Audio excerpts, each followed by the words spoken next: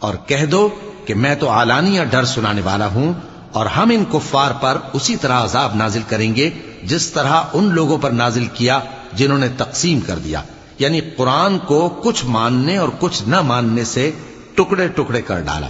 سو تمہارے پروردگار کی قسم، ہم ان سے ضرور پرسش کریں گے ان کاموں کی جو وہ کرتے رہے۔ پس جو حکم تم کو اللہ کی طرف سے ملا ہے وہ لوگوں کو بے دھڑک سنا دو، اور مشرکوں کا ذرا خیال نہ کرو۔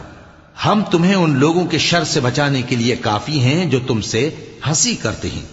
جو اللہ کے ساتھ کوئی اور معبود قرار دیتی ہیں۔